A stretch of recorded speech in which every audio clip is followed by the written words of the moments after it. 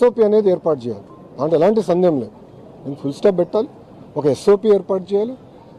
అన్ని గుడుల దగ్గర కెమెరాలు, సీసీటీవీ కెమెరాలు పెట్టాలి. అది ఆర్టీజీఎస్కి లింక్ చేయాలి. ఎక్కువ మంది వస్తుంటే అది మీరు తెలుసుకోవాల్సిన బాధ్యత కూడా ఉందని గౌరవ ముఖ్యమంత్రి గారు కూడా చెప్పారు. దానికి ఒక పక్కడబందైన ఎస్ఓపి ఏర్పాటు చేసే బాధ్యత మేము తీసుకుంటాం. కెపాసిటీ ఎంత సార్? అప్పుడు ఇన్సిడెంట్ అయినప్పుడు ఎంతమంది ఉన్నారు సార్? అమ్మ, ఇంకా అక్కడ సీసీటీవీ ఫుటేజ్ కానీ కెమెరాలు కానీ ఏం లేవు.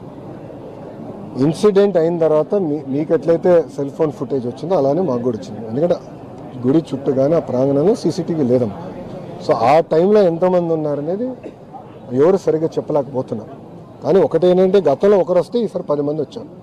నేను చెప్తాం కదా, ఇక్కడ వచ్చిన వాళ్ళే ఎవరైతే ఇప్పుడు అడ్మిట్ అయి ఉన్నారో వాళ్ళే చెప్పారు గతంలో ఒకరు వచ్చారు అని. అడిగా ఎలా ఉంది ఈసారి, ఎందుకు ఎంతమంది వచ్చారంటే గతంలో ఒకరు వచ్చారన్నా, ఈసారి 10 మంది వచ్చారని వాళ్ళే చెప్పారు.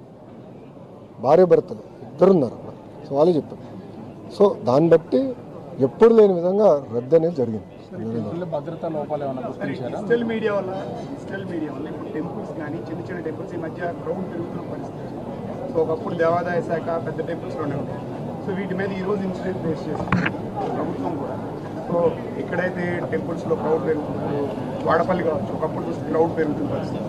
సో వీటి మీద అయినా ఖచ్చితంగా ఎస్ఓపి కానీ స్టాండ్ ప్రభుత్వం ఏదైనా ఆలోచన కావచ్చు.